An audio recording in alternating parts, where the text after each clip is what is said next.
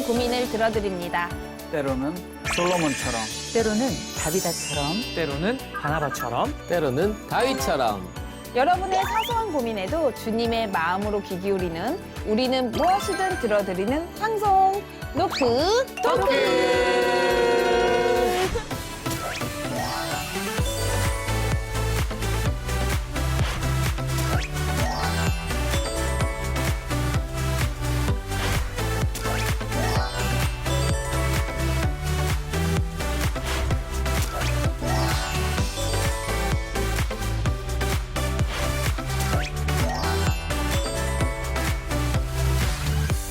네, 안녕하세요.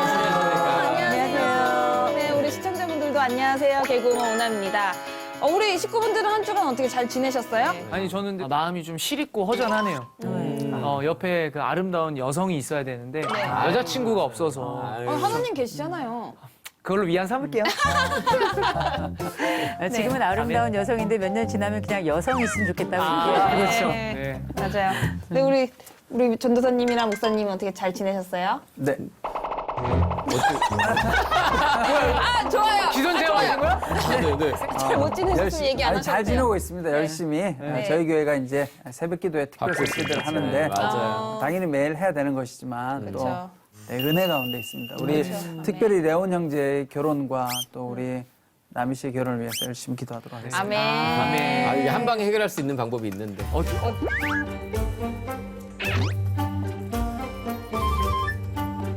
여기 둘이 하는데? 네, 그럼 오늘의 질문 함께 들어볼까요? 제가 20살 때부터 독립을 했는데 저는 장학금을 받고 대학을 갔어요. 그 장학금이 국가 장학금이었어요.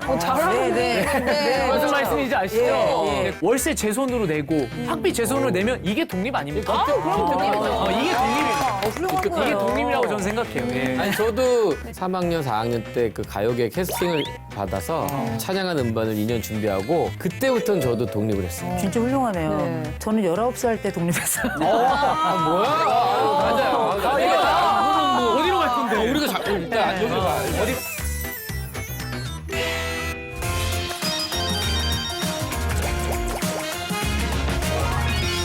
안녕하세요. 평범한 50대 권사입니다. 아들과 대화하다가 답답한 마음에 이렇게 질문을 남깁니다. 얼마 전 평범한 중소기업을 다니던 아들이 퇴사를 했습니다. 돌연 의대를 가겠다며 학비를 지원해 달라고 하네요. 학비를. 더 늦기 전에 안정적이고 인정받는 직업을 갖고 싶어서라고 하는데 네. 엄마로서 아들의 행복을 바라고 지원해주고 싶은 마음은 굴뚝 같지만 아들의 학비가 조금 부담스럽습니다. 노크토크 식구들, 작은 자식 뒷바라지 언제까지 해야 하나요?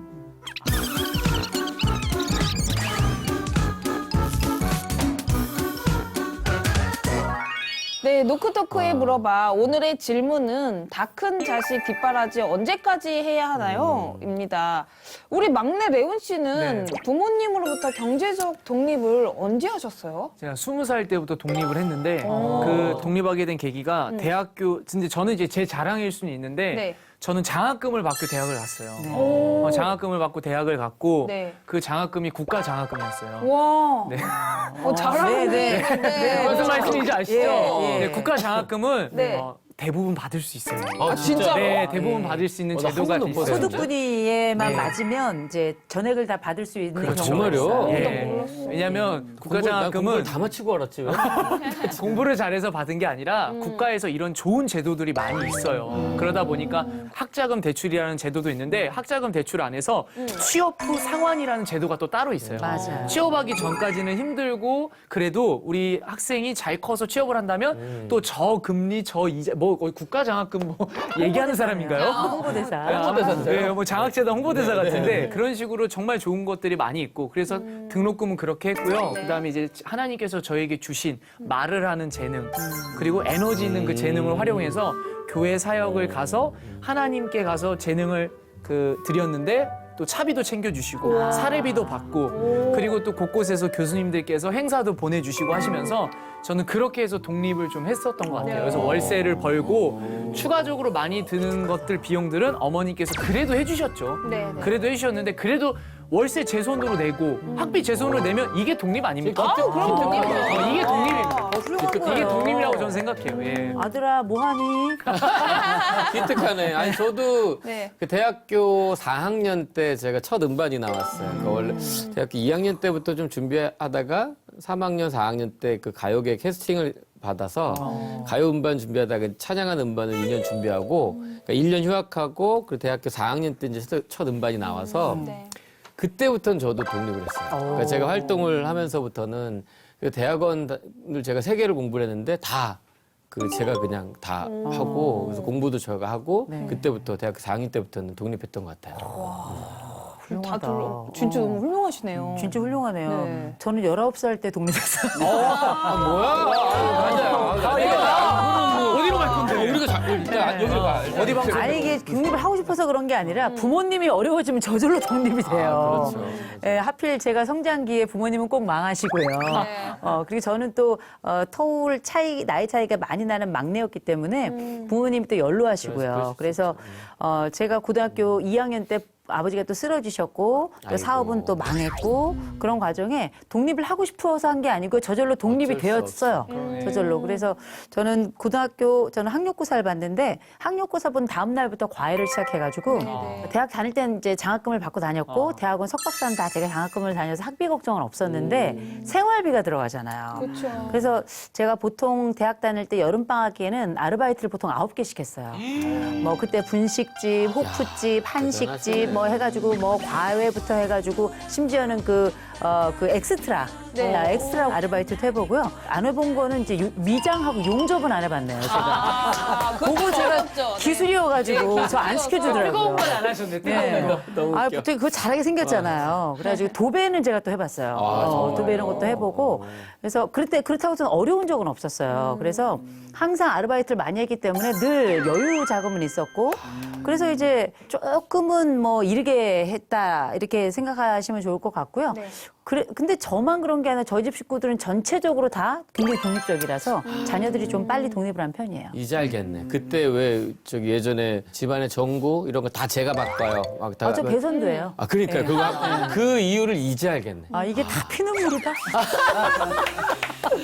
약간 그래서 피눈물 색깔로 네. 그냥 옷도 입으시고. 네, 성장을 많이 했죠.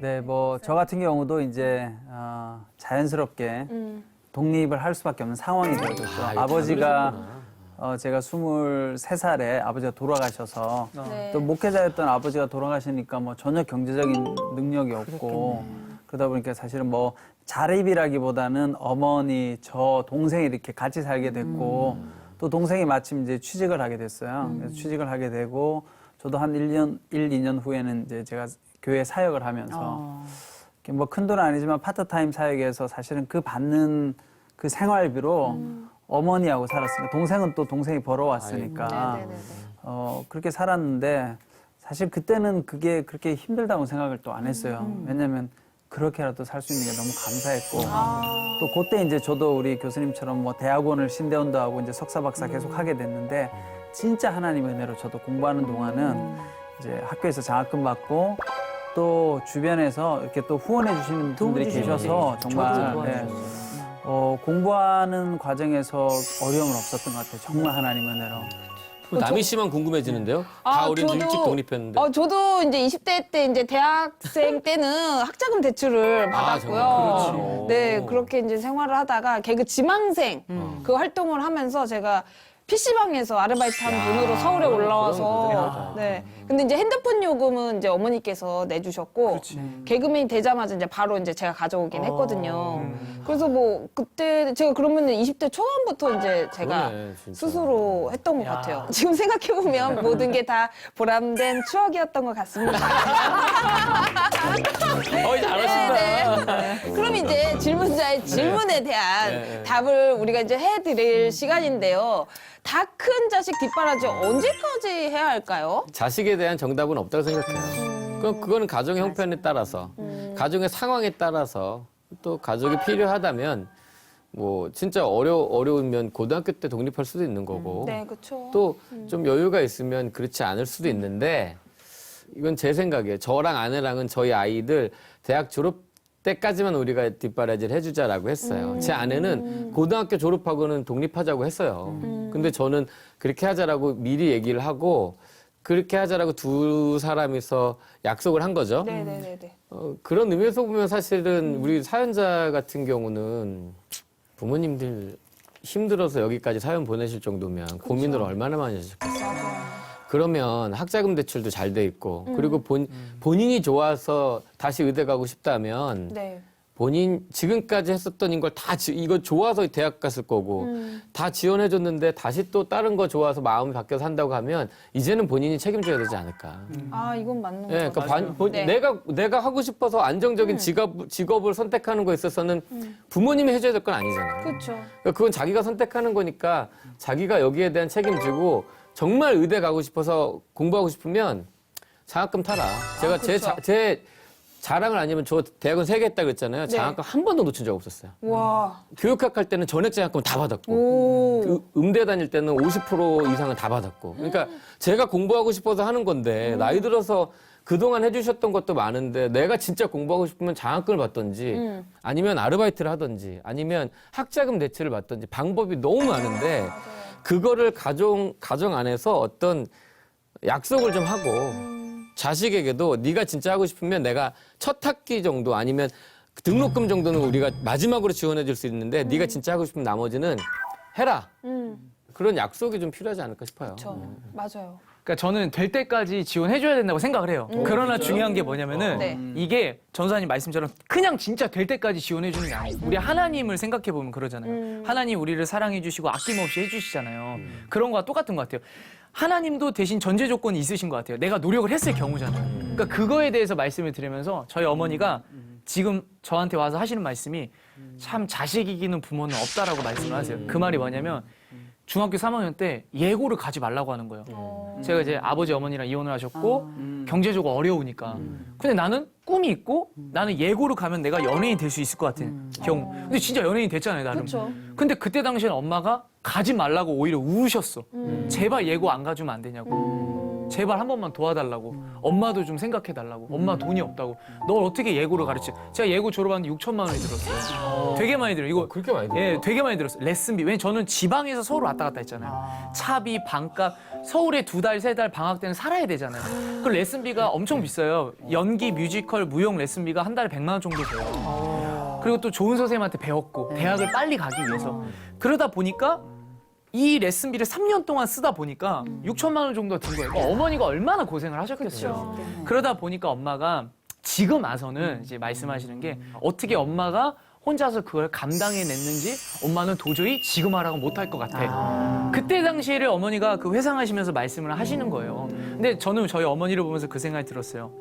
우리 어머니가 진짜 아들을 너무 사랑했기 때문에 아낌없이 지원을 해주셨구나. 그렇죠. 근데 방금 사연자 이 말씀해주신 거 보면 아들이 확실히 능력이 있어요. 능력이 있고 중소기업을 갔다가 의대를 준비한다는 거. 근데 전사님 말씀하신 것처럼 기준치를 확실히 정하면 좋을 것 같아요. 예를 들어서 엄마 나 의대를 준비하는데 나 1년만 도와주세요. 라든지 엄마 나 의대를 준비하는데 나 딱 2번만 시험 보고 안 되면 나 다시 취직할게요. 이런 좀 소통이 있어야 되지 않을까. 개인적인 생각이 그렇습니다. 저는 일단 아들이 의대를 붙고 나서 생각해도 늦지 않는다. 일단 의대에 붙는 게 생각보다 쉽지 않고요. 정말 어렵고요. 그리고 막상 의대에 들어가서 만약에 도움이 필요하다. 라는 게 있고 의대 가기 전에 지원을 해달라 이 2가지가 있잖아요. 그러면 저는 인생에 이 아들이 했던 부모님에게 드렸던 기쁨은 있었다고 생각해요. 그리고 내 아들을 어떻게 어디까지 도울 것인가에 대한 고민도 부모님이 할 것이고. 근데 입장을 바꿔놓고 만약에 제 아들이 네. 저한테 엄마 저 직장 다니는데 이거 잠시 그만두고 의대를 좀 가보고 싶고 준비를 해보고 싶습니다. 그런데 인생이 너무 긴데 네. 아직 아들은 젊고 한 번쯤은 좀 기회를 줘야 되지 않을까. 올해 한 해 2021년 소띠해에는 한번 지원을 해줘 보시고 그리고 만약에 의대를 가게 되면 다 저절로 해주고 싶은 마음이 생기기도 하고요. 그러나 그 마음이 생기더라도 저는 서로 간에 계약서는 써야 된다고 생각해요. 아, 써야죠. 졸업할 때까지 예과, 본과 해가지고 6년이다. 그러면 해당 들어가는 각 학기당 최소한 1,000만 원이에요. 그러면 1년이면 2천만 원이고 이게 곱하기 6이면 1억 2천입니다. 나이 들어가는 부모님들이 이 돈을 만들어낸다는 건 나머지 나이 들어가는 동안에 써야 될 그걸 써야 되는 거예요. 금액들을 내어서 인생의 적금을 깨야 되는 거예요.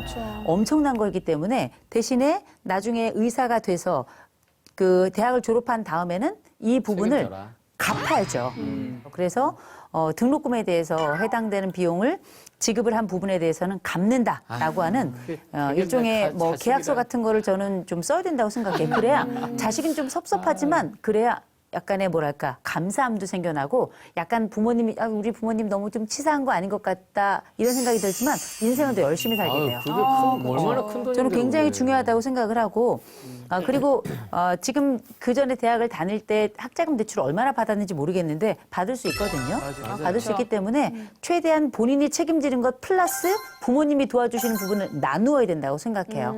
그렇게 된다면 자식도 좀 독립성이 생겨나고 자기 삶에 대한 책임감도 있고 부모님도 어쨌든 자식이 자랑스럽기도 하지만 이 부분에 대한 충분한 약조가 있은 다음에 제공하는 그렇죠. 거기 때문에 맞아요. 서로. 조금 더 양쪽이 윈윈이 되지 않을까 싶은데 제일 먼저 기억할 건 의대를 가야 된다는 거. 아, 그게 제일 그거 중요한 중요합니다. 거죠. 네네. 네. 네. 제가 예전에 아버지가 이제 돌아가시기 1년 전에 네.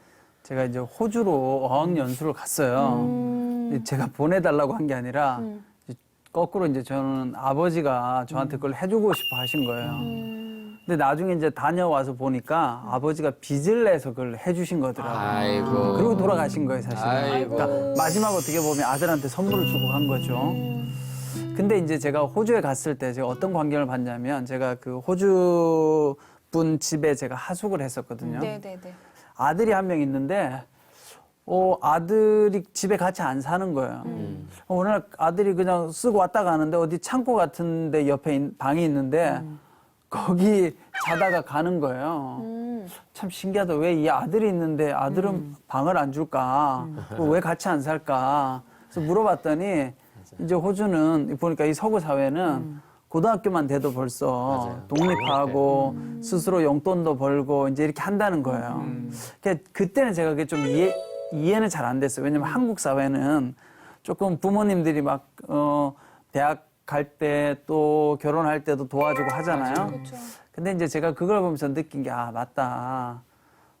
부모와 자녀가 이렇게 어렸을 때는 같이 있을 필요가 있지만 자라면 독립이 필요하구나. 부모로부터 경제적으로도 독립해야 또 마음으로도 독립이 되고 또 신앙적으로도 독립이 되는데 우리나라 같은 경우는 너무 많은 경우 어떻게 보면 지금 독립이 안 돼서 심리적으로도 붙어 있고 경제적으로도 붙어 있고 요즘 뭐 이분도 사연을 주셨다라는 것 자체가 지금 고민인 거잖아요. 맞아요. 아마 힘들다. 경제적으로 여유가 있으셨으면 이런 사연을 안 보내셨을 것 같아요. 맞아요. 근데 뭔가 굉장히 힘든 거죠. 또 노년을 준비해야 되는데 그 노년을 준비해야 될 아마 제가 볼 때 대부분의 비용이 학자금으로 들어갈 가능성이 높다고 맞아요. 봐요. 그래서 한번 고민이 되신 것 같아요. 근데 저는 성경에 보면 이 성경적인 원리를 보면 결국은 부모로부터 잘 떠나는 그래서 자기 힘으로 좀 할 수 있는 부분이 필요하지 않을까. 그래서 제가 말씀을 잠깐 하나 읽어드리면 창세기 12장 1절 말씀해 보면 네. 여호와께서 아브라함에게 이르시되 너는 너희 고향과 친척과 아버지의 집을 떠나 내가 내게 보여줄 땅으로 가라. 이 말씀 너무나 잘 아는 말씀이고 물론 여기에 아브라함은 75세 때 떠났지만 네. 이제 여기서 중요한 건 뭐냐면 익숙한 부모님으로부터 떠난 것이거든요. 그러니까 부모로부터 떠났기 때문에 영적으로도 독립이 된 것이고 또 경제적으로도 독립이 되고 그런 의미에서 우리의 삶 가운데서 어느 정도 시기가 되면 자녀들이 떠날 수 있도록 만들어주는 것이 필요하지 않을까. 이제 그 방법론은 제가 볼 때 우리 교수님 또 전도사님 레온 형제가 잘 말씀해 주신 것 같아요. 저는 그것들을 좀 잘 가지고 우리 아들하고 그런 경계선을 짓고 얼만큼 어떻게 지원할지를 조금 구분하는 것이 필요하다고 생각합니다. 네, 우리 질문자 분께서도 여기 계신 우리 네 분의 조언 꼭 참고하셔서 자녀분과 적당한 합의점을 잘 찾으시길 기도하도록 하겠습니다. 그럼 이어서 오늘의 사연 함께 들어볼까요? 저희 엄마가 어릴 때 창피하게 느껴진 적이 되게 많아요. 왜요? 밖에서는 안 그러는데 집에서 그렇게. 근데 우리가 집에서 그냥 다 파잖아요, 다. 안 파? 겨드랑이도 파요, 겨드랑이도. 그쵸, 다 파잖아요. 그냥 딱 11시, 자, 가자. 바로 출발. 누가 오기로 했는데도 누가 온대요? 그럼 바로 거기로 오라 그래. 와, 멋있다. 추진력 있게 보지만 이게 제가 싫은 거예요, 제가. 회사 택시를 하다가 이틀 하고 그만두셨대요. 왜? 못 하겠다고. 어머니가 저한테 그러는 거예요. 네 모습이 너의 모습이 꼭 제가 공부를 그렇게 했거든요. 안녕하세요. 저는 결혼을 약속한 사람과 3년째 연애 중인 30대 남성입니다. 현재 너무 절망스럽고 막막한 가운데 조금이나마 도움을 받을 수 있을까 해서 이렇게 노크토크에 사연을 보내게 되었습니다. 어릴 때부터 저희 집은 동네에서 모르는 사람이 없을 정도로 유명했습니다. 아버지는 하루도 빠짐없이 술을 드시는 술꾼이셨고 술에 취해 집에 돌아오시는 날이면 접시 깨지는 소리, 어머니의 울음소리가 끊이지 않았습니다.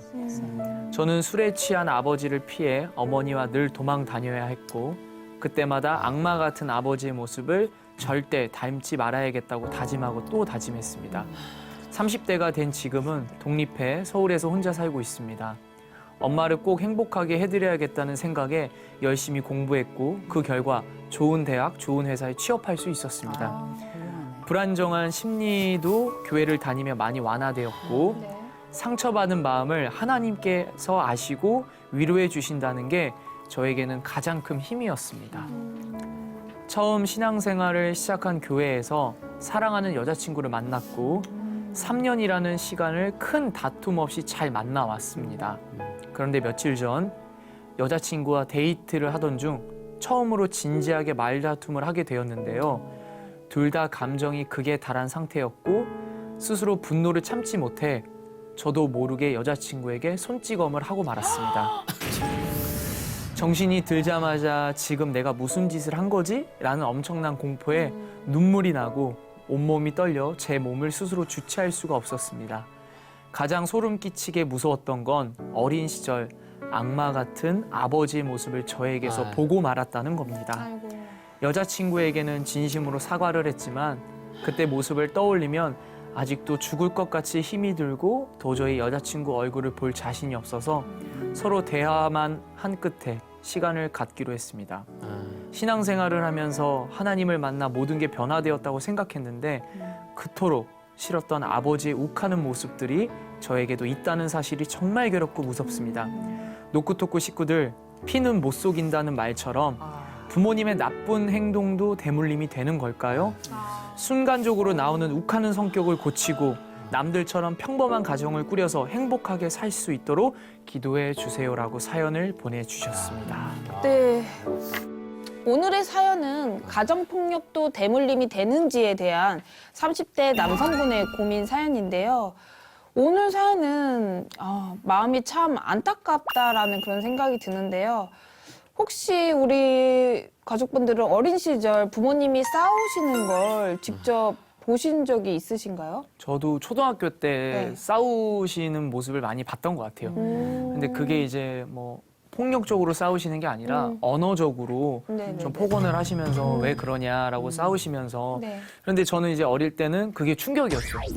왜냐하면 부모님이 싸우신다는 것 자체가 네. 말도 안 되는 거라고 생각이 들었고 그쵸. 무서웠고 그리고 그때는 아버지가 남성이다 보니까 같은 남자로서 왜 약한 여성인 엄마를 건들지? 라는 그런 생각이 내 머릿속에 있었어요. 그쵸. 그러다 보니까 내가 힘이 셌으면 아빠를 나도 때릴 수 있지 않을까? 그때 어릴 때 그 생각을 했던 것 같아요. 근데 나의 모습은 약해.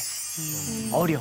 키도 작고 등치도 작고. 근데 이 생각은 아마 사연자님도 하셨을 것 같아요. 저와 같은. 부모님이 싸우는데 당연히 엄마 편을 들어주지. 희한하게 엄마 편을 들더라고요. 때로는 제가 어릴 때 들어보면 엄마가 잘못한 것도 있어요. 엄마가 아빠한테 야! 막 이렇게 하면 아빠가 왜 가만히 있는 사람 속을 긁고 그래? 뭐 이렇게 막 그런 게 있어. 근데 내가 봐도 우리 엄마가 잘못은 한 것도 있어. 근데 희한하게 자식은 엄마 편이야. 그런 게 있나? 희한하게 모성이 그런 게 있어서 우리 엄마 그런가? 건들지 마. 그때 한 번은 아빠한테 싸울 때 초등학교 6학년 때 우리 엄마 건들지 마. 딱 이렇게 하니까 아빠가 뭐? 우리 엄마? 오이가 없어가지고. 근데 우리 엄마잖아. 나는 니네 아빠 아니야 이거지. 약간 그런 것 같은데 그 약간 기분이 좀 그러더라고요. 아니 근데 실제로 이런 상황이라면 어디 말할 것도 없고 너무 무섭고 힘들었을 것 같은데요. 목사님, 교회 안에서도 이 사연자와 같은 문제로 기도를 요청하시거나 도움을 요청하시는 분들이 계신가요? 많죠. 뭐 거의 똑같은 사연도 있어요. 아, 사실. 정말요? 진짜로요? 우리 한국 사회가 네. 이렇게 폭력이 참 많았던 것 같아요. 데이트 네. 폭력이 사회적으로도 문제가 되잖아요. 그렇죠. 저는 사실은 상담까지 아니더라도 교회 안에 많은 분들이 이런 일을 겪고 네. 나중에 이제 결혼을 해서 신앙을 가지고 이런 부분을 이겨내려고 이렇게 잘 이겨내고 그걸 다 고백하시는 분들이 많으세요. 네, 저희 교회 제가 만났던 성도님들 중에는 저한테 저런 이야기를 다 해주세요. 제가 그래서 사실 어머니를 보호하려고 늘 집에 일찍 갈 수밖에 없었다. 그날도 아버지가 그렇게 폭력을 행사하기 아이고, 때문에 참. 그래서 어렸을 때부터 어머니의 보호자였고 그게 나중에 이제 결혼해서까지 그러다 보니까 이제 또 부부 갈등까지 되는 거죠. 그쵸. 계속 어머니를 보호한 건데 나도 모르게 아내가 볼 때는 맘마보이 하냐 뭐 이렇게 되는 거예요. 사실 그건 아닌데. 그쵸. 그런 경우 많고 거꾸로 이제 자매 같은 경우도 또 아버지로부터 이렇게 조금 뭐 폭력적인 대우를 받아서 굉장히 힘들어하는 경우도 제가 들은 적이 있습니다. 네, 생각해보면 저희 어린 시절만 해도 가정에서나 학교에서 체벌이 굉장히 많았었거든요. 맞아. 교수님, 그럼 정확하게 가정폭력이라고 말할 수 있는 범위는 어디까지인가요? 말 그대로 가정 폭력이잖아요. 네네네. 가정 내에서 발생하는 폭력을 아울러서 우리가 가정 폭력이다 이렇게 네네네. 부르기 때문에 되게 그러면 가족의 범위를 어디까지 할 것인가 이게 또 중요하잖아요. 그래서 되게 가족에 같이 동거하지 않으면서 외부에 있는 친인척이나 가족들에 대해서는 우리가 가정 폭력이라고 굳이 하지 않아요. 그쵸. 단 1촌, 2촌 이런 식으로 직접적인 관계를 가지고 있는 사람이 가정 내에서 어떤 폭행을 했을 때는 이건 네. 또 가정 폭력이라고 치고요. 근데 문제는 뭐냐면 우리가 지금 나눈 이야기들이 다 뭐냐면 세대 학습이 일어났다라는 이야기로 정의가 될 것 같아요. 결국 윗세대에서 발생한 폭력이 아랫세대에 어떻게 반복되거나 영향을 미치는가에 네. 관련된 이야기고 그리고 이 가족들의 이야기가 지금 나온 얘기는 다 뭐냐면 다 아무한테나 이 얘기를 못해. 누군가 특별히 믿을 만한 사람에게만 목사님이라든지 정말 친한 절친이라든지 이런 친구들에게만 이야기를 한다는 건 뭐냐면 가족이 가지고 있는 비밀이 있는 거예요.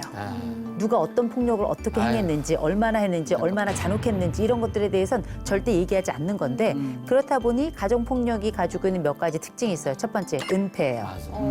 은폐하다 보니까 반복이 돼요. 반복만 되는 게 아니라 이런 것들이 세대를 통해서 순환이 돼요. 순환만 되는 것이 아니라 사실 내 아버지의 모습이 내 모습에 그대로 들어와 가지고 마치 일체가 되는 것 같은 그러면서 이 두 개의 세대가 하나의 세대로 이렇게 겹쳐지는 것 같은 느낌을 받는데 이걸 우리가 중복이라고 부르거든요. 이런 상황이 어떤 결과를 내느냐. 첫 번째, 보통 가정폭력이 가지고 있는 주요 특징 중에 하나는 또 뭐겠어요? 장기적으로 일어납니다. 장기적으로. 두 번째로는 가정폭력이 처음에는 예를 들어서 뭐 밀친다든지 아니면 말로 한다든지 했다가 그다음에 폭력이 심화되는 특징이 있어요. 그리고 이 폭력이 심화된 것에 가속도가 붙습니다. 그리고 이제 이런 처음에 내 아내를 혹은 내 남편을 때렸던 게 내 자식으로 이어진 대상 연결이 발생해요. 대상 연결만 발생되는 게 아니라 이건 가해자나 피해자 모두에게 심리적인 손상이 총체적으로 발생을 합니다. 비극이에요. 전쟁만 비극이라고 생각하시면 안 되는 게 일상에 매일같이 일어나는 두려움과 실질적인 폭력과 이 연결되는 끝나지 않는 이 폭력 또 세대로 이어지는 폭력 그게 바로 내가 가장 거부했던 게 나에게 나도 모르게 일어난다는 그 무의식적인 학습 이런 공포가 또 있을까요? 전 너무 큰 아픔이자 너무 큰 비극이라고 봅니다. 네, 가정폭력은 절대 해서는 안 되는 행동이라는 걸 모두가 꼭 기억하셨으면 좋겠습니다. 우리 식구들은 자신의 모습 중에 가장 고치고 싶은 부분이 있다면 어떤 부분이 있을까요? 저희 아버지가 네. 목회를 40년 하시고 은퇴하셨는데 저희 아버지는 신방을 11시에 간다. 그러면 10시 한 반부터 교회에서 기다리셨다가 11시에 교회차 바로 출발하세요. 1분 뭐 몇 초 늦는 분 안 태워. 그냥 딱 11시 자 가자. 바로 출발. 누가 오기로 했는데도 누가 온대요. 그럼 바로 거기로 오라 그래. 와 멋있다. 이게 근데 너무 제가 볼 땐 너무 급한 성격으로 보이는 거예요. 그래서 제가 이게 어느 날 나는 이거 너무 싫은데 어느 날 저의 급한 모습이 있는 거예요. 근데 이게 남들은 좋게 야 너 되게 추진력 있다. 그렇죠. 난 지금 뭐 전화해서 뭐 해야 돼 그럼 지금 전화해서 바로 해결해야 되고 추진력 있게 보지만 이게 제가 싫은 거예요 제가. 아버지의 이런 모습이 다 있네. 나는 이제 느긋해져야겠다. 그러니까 이런 생각 때문에 그게 싫다 보니까 지금은 아내가 요즘은 좀 빨리 좀 준비하라고 저한테 그런 모습이 싫어서 제가 이제 더 점점 느긋해지니까 오히려 지금은 이제 너무 제가 막 느긋해져서 좀 그런 모습이 있죠. 근데 저도 사실 제 모습 중에 좀 고치고 싶은 부분이 있는데 저는 낯을 너무 많이 가려가지고 낯을. 네, 낯을 좀 안 가렸으면 좋겠다. 근데 애써 태어난 척 하지만 그게 표정에서 너무 보여요. 낯을 가려가지고. 근데 반면에 저희 어머니께서는 낯을 안 가리시고 굉장히 활동적인 거를 많이 하셔서 지금은 또 방범대장으로 또 방범대장이요? 대장으로 야, 그 정도면 공주의 방범대장. 통장급이야, 통장급. 네, 방범대장으로 또 활동을 하고 계셔가지고 그렇게 감투 쓰는 것도 좋아하시고 맞아. 우리 네. 어머니랑 똑같으시네. 맞아요. 우리 어머니 통장님. 통장님 와, 저희 엄마도 통장님. 와 이렇게 다 아니 이거 시의원급들 아니신가요? 거의 그렇죠. 의원님들 어우. 혼자 못 하세요. 못하시죠. 네. 근데 그래서 그런 걸 보면은 그런 거 배우고 싶다. 낯을 또 안 가리시고 뭐 그 취임식 때도 스케줄이 있다고 하는데도 자꾸 와서 좀 취임식에 참석해줬으면 좋겠다. 그 취임식도 있어요? 취임식이 있었어요. 방범 그것도 방범 네, 대장 대장님. 취임식이 대장님 있는데 취임식. 인사하실 때도 대장처럼 하시더라고요. 방법 이렇게 대장처럼 네, 그런 게 의외로 저는 이제 배우고 싶다라는 그런 이야기를 드리고 있습니다. 저는 이제 아버지의 모습과 어머니의 모습을 생각을 했어요. 근데 아버지의 모습은 끈기가 없다라는 거고 어머니의 모습은 너무 예민하다는 거예요. 근데 다 아실 거예요, 제가 예민한 거. 되게 미래에 대해서 고민하고 막 한 가지 일을 가지고 막 걱정하고 막 뭐 벌벌 떨고 막 일어나지도 않는 일 가지고 일어난 것처럼 행동하고 그게 저희 어머니가 이게 항상 하시는 거거든요. 그러니까 저도 습성이 있고 그다음에 아버지의 끈기는 뭐냐면 아버지가 운전 쪽에서 되게 오랜 경력이 있으세요. 근데 오랜 경력이 있는 건 좋은데 그 경력이 하루도 못 가고 이틀도 못 가고 3일도 못 가요. 저희 아버지 금땡 고속이라고 되게 유명한 고속회사에 계셨고 네. 시내버스도 하셨고 시외버스도 하셨고 굴삭기도 하셨고 포크레인도 하셨고 우와. 그리고 개인 택시도 하시고 회사 택시도 하시고 그다음에 포크레인 가능하시고 네. 덤프트럭도 하셨어요. 근데 아버지가 정말 어머니 말씀을 들어보니까 진짜 과관이시더라고요. 왜요? 회사 택시를 하다가 이틀 하고 그만두셨대요. 못 하겠다고. 회사 택시는 그 뭔가 느낌이 안 산다고. 그러다가 멋있는 또 굴삭기를 해요. 자격증을 따가지고. 네. 굴삭기 하다가 이거 뭐 파봤자 뭐 돈도 안 되고 그래서 일주일 하고도 덤프트럭으로 넘어간대요. 어머니가 저한테 그러는 거예요. 네 모습이 너의 모습이 꼭 너희 아빠 같다. 제가 공부를 그렇게 했거든요. 어릴 때 공부를 그렇게 포기하고 끈기 없이 하니까 제가 초등학교 때 간증 때도 얘기했지만 제가 전라북도 남원시 전체 부진하였어요. 수학 부진하. 수학을 너무 못해가지고 대단하시네요. 여름방학, 겨울방학 때도 제 옆에 대단하신 분이 앉아 학교를 다녔어요. 그렇지? 아니 어떨 땐 시계를 못 보더라고요. 그러니까 숫자 못 읽어? 곱하기밖에 못해요.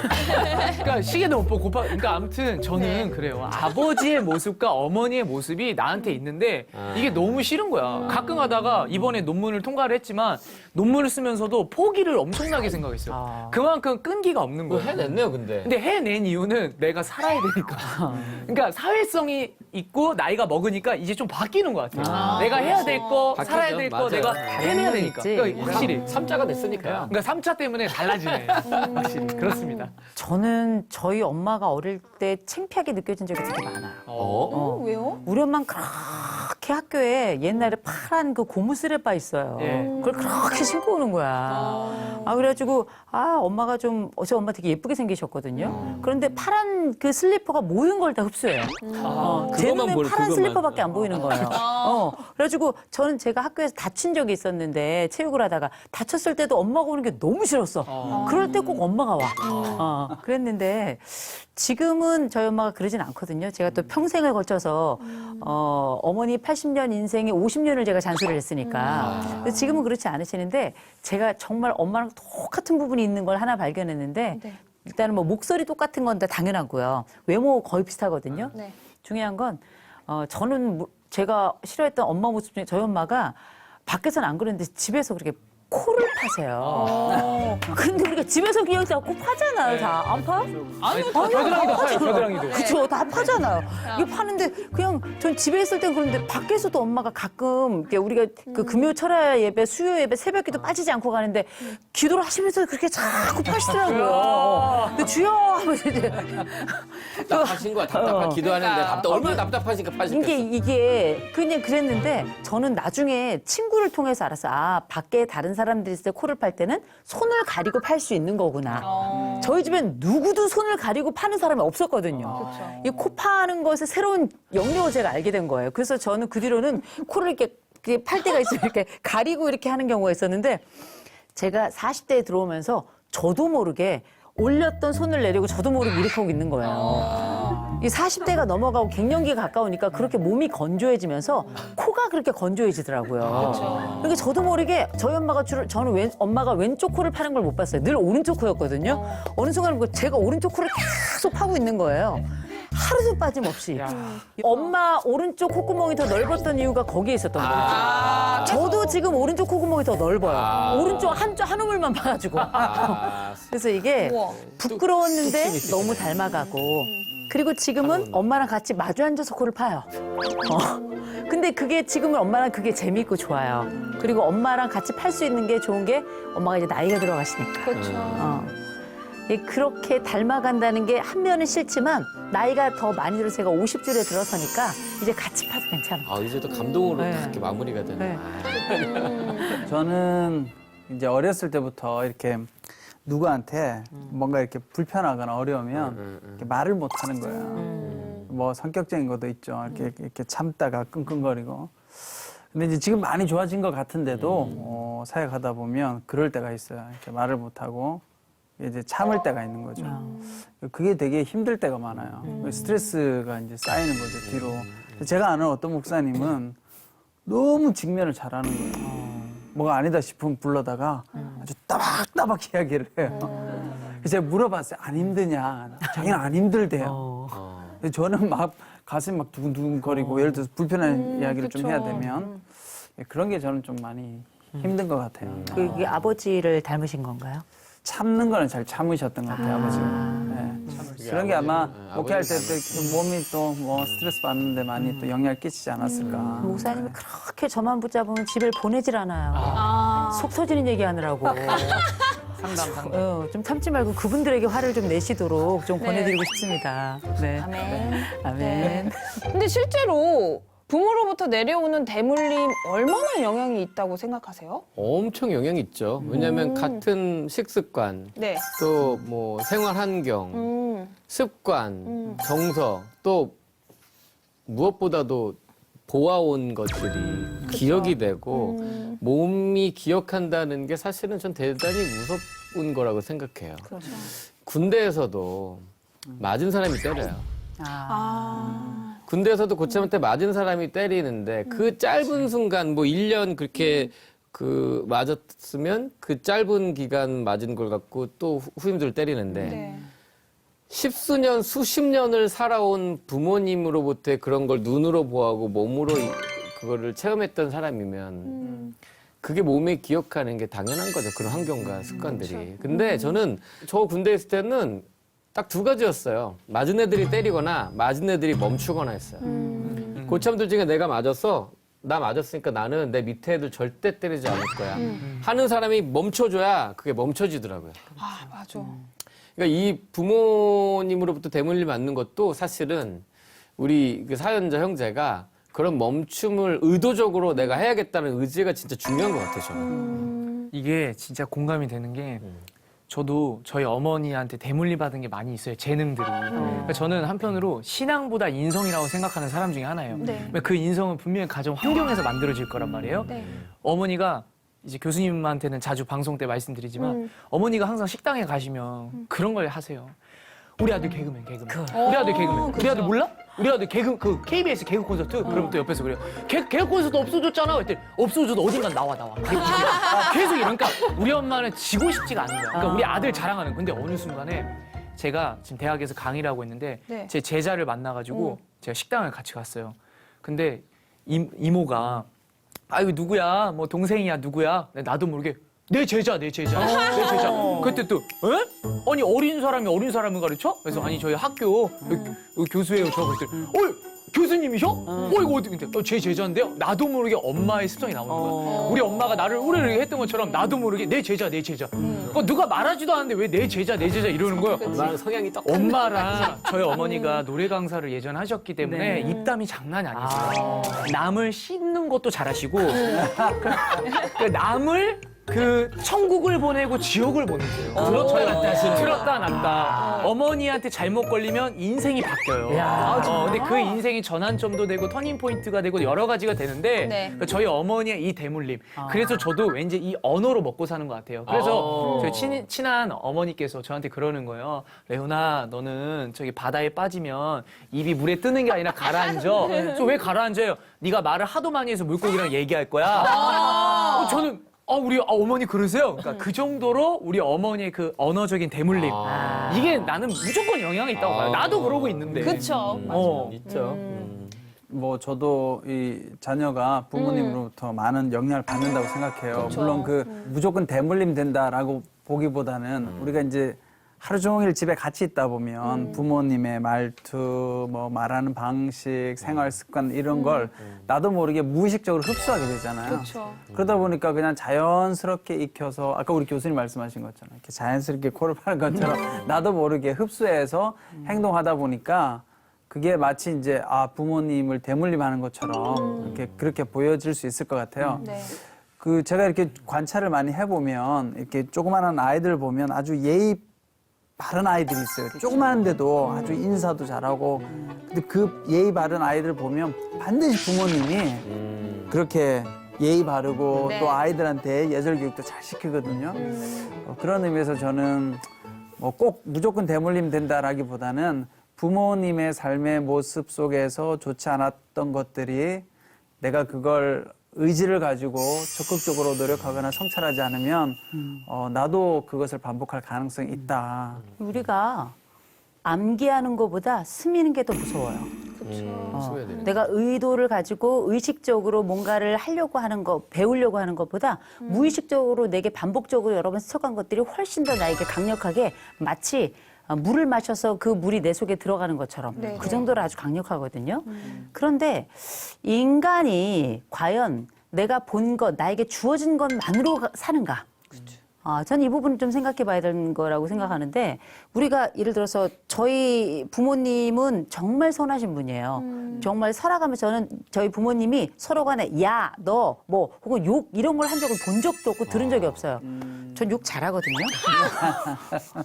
그러나 욕을 많이 제가 이제 태권도 선수 하면서 욕을 많이 들은 것도 있고 또 제가 언어 감각이 좋은 편이라 그중에서도 욕은 가장 빠르게 습득이 되니까 저는 제가 할 수 있는 언어가 꽤 여러 개인데 욕부터 시작을 했거든요. 그래서 그런 배워가는 그 과정에 사실 할 수도 있지만 욕을 제가 하나요? 안 하죠.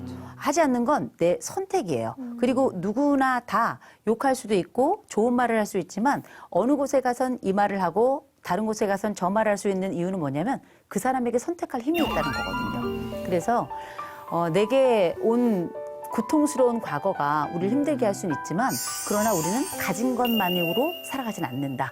나머지 부분은 훨씬 더 많은 부분을 우리가 선택하고 우리가 창조하고 그리고 우리가 그 길을 선택해서 의지를 가지고 뚜벅뚜벅 걸어가는 거거든요. 그래서 적어도 우리가 두 가지는 기억하자. 하나, 가진 것이 나에게 주어진 것이 대단히 나에게 영향을 많이 미친다. 그러나 훨씬 더 많은 것이 내가 선택하는 것이다. 두 번째, 이것을 아는 과정을 객관화라고 하는데 나를 객관적으로 살펴봤을 때 내가 정말 오롯이 받은 것만 가지고 살았는가? 내가 창조하는 것이 더 많았나? 이거를 스스로 바라볼 수 있는 눈이 있다면 이 객관화를 통해서 앞으로 더 좋은 선택을 할 수 있을 거라고 저는 봐요. 맞습니다. 그럼 이어서 우리 교수님께 단도직입적으로 한번 물어볼게요. 한 번 때린 사람은 계속 때린다.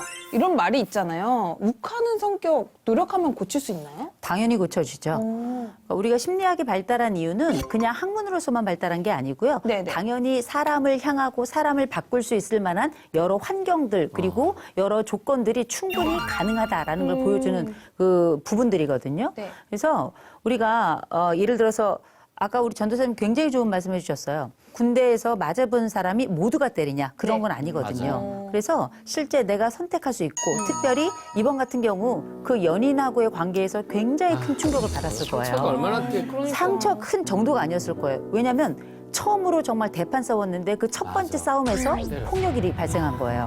그러면 어떤 생각이 드는가? 이렇게 첫 번째 싸움에서 이 정도 하면 내가 과연 이 사람을 믿고 한평생 같이 내 남은 인생을 나눌 수 있을 것인가? 그렇죠. 이런 생각을 하게 되거든요. 근데 이렇게 된다면 저는 첫 번째 꼭 상담 받으셨으면 좋겠어요.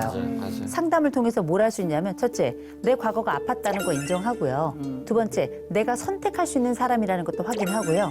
세 번째, 내가 어느 시점에 어떤 말에 나도 모르게 울컥 올라오는가에 대한 특별한 상황이 있어요. 요걸 발견하는 거. 네 번째, 이렇게 내가 욱하는 상황이 생겨났을 때 어떤 대안이 있는가. 이를테면 그 자리를 잠시 야, 내가 지금 너무 화가 나서 그 얘기 할 수 없거든. 잠시 나갔다 온다든지 아니면 이를테면 우리가 때로 어떤 사람이 있었냐면 나도 모르게 손이 올라올 때 자기 팔을 잡는 연습을 하는 사람이 있었어요. 너무 놀랍죠? 이거 안 돼요. 이게 훨씬 더 빠르거든요. 습관이 있기 때문에. 그런데 이게 습관이었다면 제2의 습관도 가능하다는 거예요. 그래서 우리가 할 수 있는 모든 것들을 잘 동원하는 것도 굉장히 중요한데 첫 번째, 내가 할 수 있는 영역들 중에 성공 영역들 살펴보는 것. 두 번째, 나 혼자 할 수 없다면 도움을 받아보는 것. 세 번째, 내가 이 도움을 받고 있다는 걸 연인에게 알리는 것. 그리고 이 연인에게 내가 이런 상황이 됐을 때 내가 화가 날 땐 이렇게 해줘라고 나를 다루는 법을 가르쳐주는 거예요. 도움을 구하는 거예요. 네, 이거 굉장히 중요하거든요. 그래서 전문가의 도움과 연인의 도움을 함께 요청하시면서 스스로 노력하신다면 저는 이건 정말 100%라고 제가 장담을 못 하겠는데요. 저는 98% 이상 전 달라질 수 있다고 봅니다. 네, 교수님 말씀처럼 전문가분께 꼭 상담 받아보시고요. 지금의 죄책감에서 벗어나 온전한 자유함을 누리시길 기도하도록 하겠습니다. 목사님, 현재 많이 힘들어하고 있을 사연자분에게 응원의 메시지 부탁드릴게요. 네, 제가 볼 때 우리 사연자가 정말 여러 가지로 깜짝 놀랐을 것 같아요. 또 여자친구에 대한 미안함도 있고 또 한편으로는 네. 하나님 앞에서도 굉장히 이 죄책감 때문에 힘들어할 것 같아요. 그래서 제가 말씀을 한 구절을 읽어드리고 싶은데요. 요한일서 1장 9절 말씀에 보면 만일 우리가 우리 죄를 자백하면 그는 미쁘시고 의로우사 우리 죄를 사하시며 우리를 모든 불의에서 깨끗하게 하실 것이요.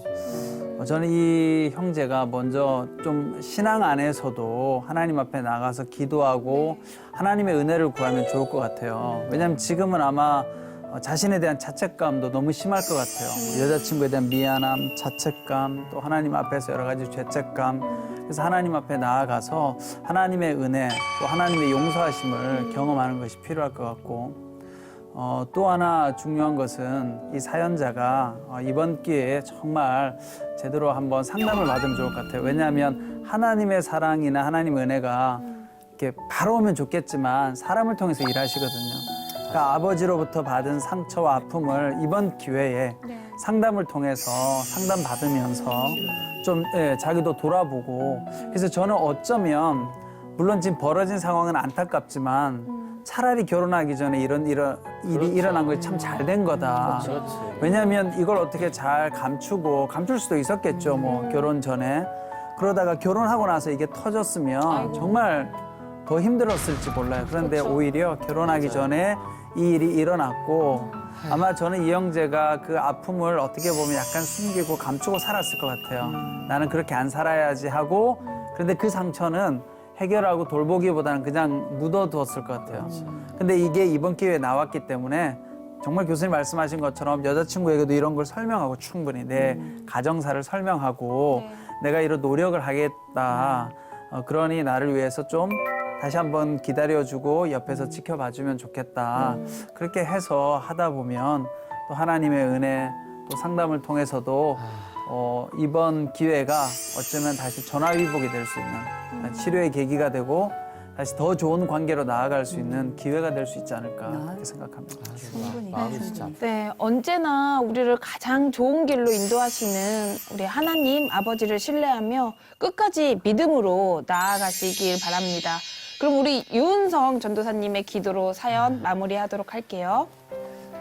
하나님, 참 연약하고 부족한 인간들입니다. 하나님을 믿는다고 하면서도 부끄러운 일을 할 때도 참 많고 하나님 기뻐하시지 않는 일들을 할 때도 많이 있습니다. 하나님 앞에 다시 한번 고백하지만 참 연약하고 부족합니다. 우리 형제가 자기 자신도 힘들어할 만큼 이 벌어진 일을 통하여서 하나님 저 밑바닥으로 떨어지지 않게 하나님 붙잡아 주시고 이 마음 가운데 있는 상처와 아픔들 하나님 누구보다 잘 아시지 않습니까? 주님 만져주시고 또 이번 계기를 통하여서 치료되고 회복될 수 있는 하나님의 어루만지심을 느낄 수 있는 그런 계기가 되도록 인도해 주시옵소서. 무엇보다도 이 형제 행동을 통하여서 상처받은 그 자매를 위해서 또 기도합니다. 그 자매가 얼마나 큰 아픔과 정신적인 고통이 있었겠습니까? 그 자매를 위로하시고 그 자매의 아픔도 하나님 만져주셔서 하나님 이 계기를 통하여 이 두 사람이 다시 한번 하나님 앞에 바로 설 수 있는 계기가 되게 해주시고 사람 관계와 또 하나님과의 관계를 바라볼 수 있는 그런 시간 되도록 인도해 주시옵소서. 하나님 치료하실 하나님, 치유하실 하나님, 회복시킬 하나님을 기대합니다. 다시 용기 잃고 저 밑바닥에 떨어져 있는 것이 아니라 다시 용기를 얻어서 하나님 앞에 나아갈 수 있는 또 사람들과의 관계도 더 하나님 이전보다 더 좋아질 수 있는 그런 형제 되도록 인도하여 주시옵소서. 그 가정의 아픔들을 하나님 모두 아시는 하나님께서 만져주실 줄 믿으며 나사렛 예수 그리스도 이름으로 간절히 기도드립니다. 아멘.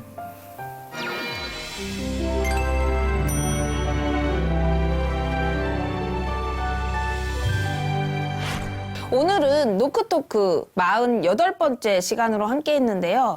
레오 씨 어떠셨어요? 저는요, 제가 지금 예술 직업을 가지고 있잖아요. 네. 근데 예술에서 가장 중요한 게 뭐 무용이든 노래든 연기든 나를 표현하는 게 가장 중요해요. 근데 그게 가장 어렵거든요. 나를 표현해야 되고 나를 알리고 나를 보여주는 게 가장 어려워요. 네. 다 다른 사람들을 따라하거나 모방을 하잖아요. 근데 그쵸. 내가 없어지잖아요. 근데 이분은 오늘 사연자분은 자기 자신을 정확히 저희한테 표현해 주셨어요. 근데 이 점에 정말 감사의 말씀을 드리고 네. 이런 나를 표현했기 때문에 나를 가장 잘하시는 하나님께서 정말 우리 형제님을 바꿔주시고 변화시켜주시고 우리 노크토크를 통해서 터닝포인트 새로운 인생의 전환점을 반드시 주시리라 저는 믿습니다. 아멘. 아멘. 네, 오늘도 노크토크와 함께 해주신 우리 시청자 여러분께 진심으로 감사드린다는 이야기를 드리고 싶고요. 한 주간도 건강 유의하시고요. 매일 주님과 동행하는 삶 되시길 기도하도록 하겠습니다. 그럼 유은성 전도사님께서 준비한 사연자를 위한 축복송 함께 들으면서 인사드릴게요. 누군가 내 이야기를 들어주길 원한다면 주저 말고 노크해주세요. 때로는 솔로몬처럼 때로는 다비다처럼 때로는 바나바처럼 때로는 다윗처럼 여러분의 모든 고민을 주님의 마음으로 들어드리겠습니다. 사랑과 위로가 함께하는 이곳은 노크 토크. 다음 주에 만나요. 하나님 제게 참 두려운 게 많습니다. 잘 모르는 것도 너무 많습니다. 부끄러운 일은 헤아릴 수도 없고 지치고 힘든 때에도 그때도 의연한 척해야 할 때도 있습니다.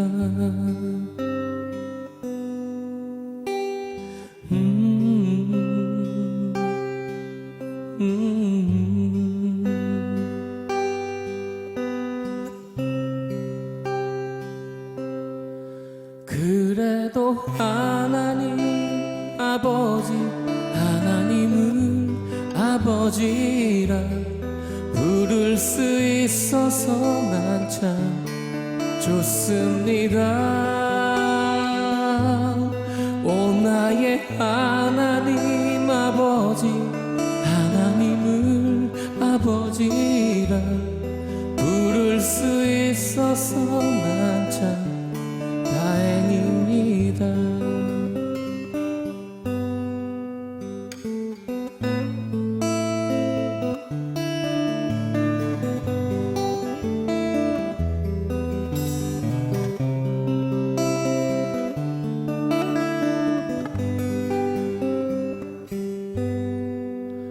그래도 하나님 아버지, 하나님을 아버지라 부를 수 있어서 난 참 좋습니다. 오 나의 하나님 아버지, 하나님을 아버지라 부를 수 있어서 난 참 다행입니다. 오 나의 하나님 아버지, 하나님을 아버지라 부를 수 있어서 난 참 다행입니다. 오 나의 하나님 아버지, 하나님을 아버지라 부를 수 있어서 난 참 좋습니다.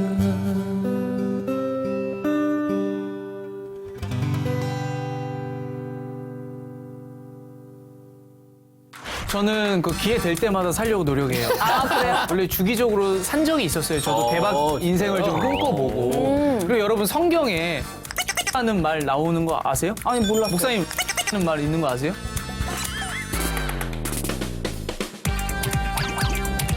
왜 당황스럽게 왜 그러세요? 아시는 거예요? 저는 지금 모르셨던 것 같아요. 많이 지금 당황하신 것 같은데 이런 말씀이 있습니다. 어떡해요? 여호와의 말씀을 따라 갖고 네. 이해 해가지고 야, 너무 여러분 이 분야를 성서 개그라고 부르고 싶네요. 네. 성서 개그. 성서 개그 선구자가 되면 좋겠다. 그러니까요. 언어 유희죠.